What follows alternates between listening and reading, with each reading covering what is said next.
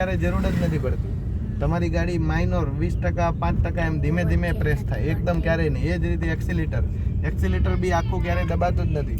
ધીમે ધીમે ધીમે જેટલી જોઈએ એટલું આરામથી દબાય. બરોબર. ટોટલ 3 પેન્ડલની ક્લચની મુવમેન્ટ શું છે કે દબાવવાનો ફાસ્ટ, છોડવાનું એકદમ ધીરે ધીરે. પછી બ્રેકની જરૂર પડે તો ગમે ત્યારે બી ગાડી ઊભી રાખવી હોય તો તમારો ક્લચ અને બ્રેક બંને જોડે થશે. ક્લચ દબાવીને પછી જ બ્રેક વાગે તો જ તમારી ગાડી ઊભી રહે, નકર ધીમી થાય, ખાલી ઊભી નહીં રહે. હા, ચાલો ચાલો થોડી એક્સિલેટર આપો, કેવા પૂરતી સામાન્ય. હાલો, જય શ્રી કૃષ્ણ. બોલો. હા, સાથે જ છીએ બધા.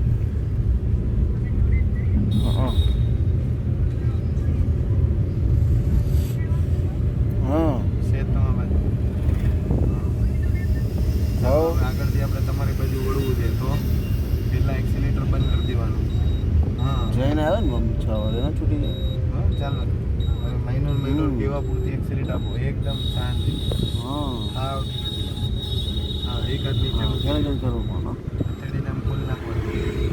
ઓલા હા, આપણે સાઈડ બધા બાજુ કાચમાં જુઓ અને ધીમે ધીમે થોડું તમારી રીતે ખસેડો. ખસેડતા જાઓ ધીરે ધીરે. હાલવા જો ખસેડો. બસ એકવાર મારી બાજુ કાચમાં જોઈ લેવાનું.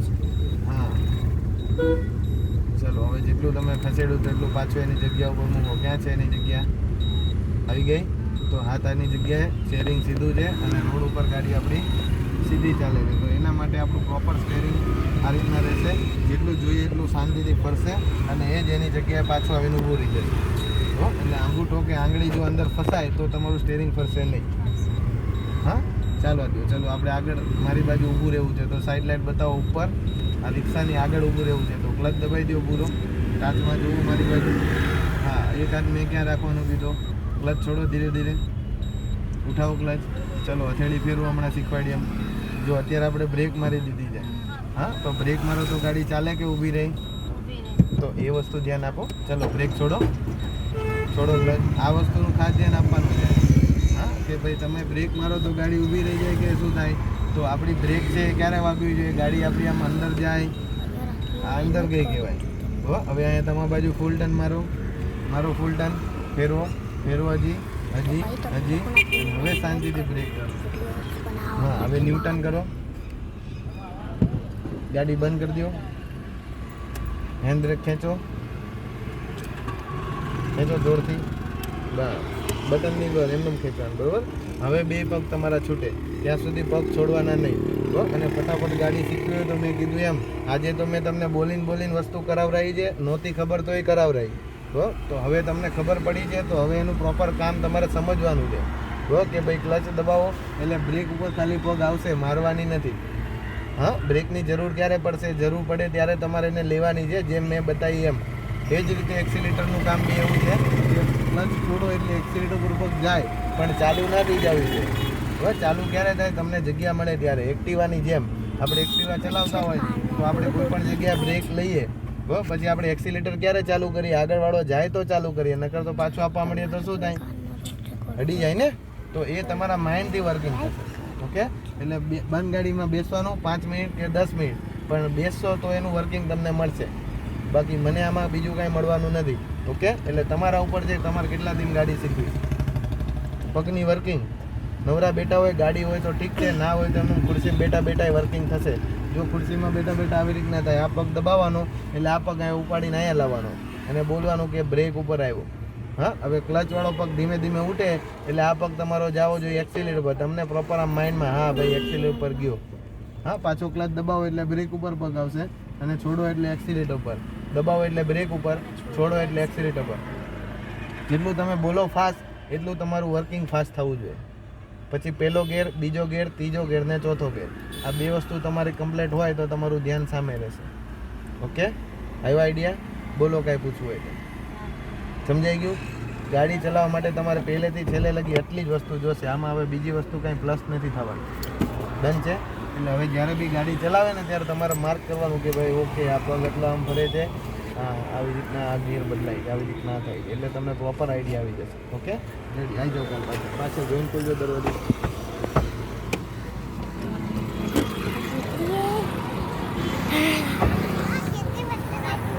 યાર હાથી મમ્મી તે બહુ મસ્ત ગાડી ચલાવી આપી મેં ગાડી ચલાવી તું આપી ગાડી ચલાવી આપણે ઘરે લીધે चलो फटाफट खरा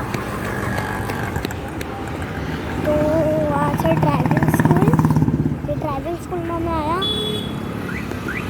मतलब आ रोड में नजीक वो रोड खराब है लोगों को ने अहमदाबाद में तो मजा आई चाहिए यार तो ए ये तो भूल ही गई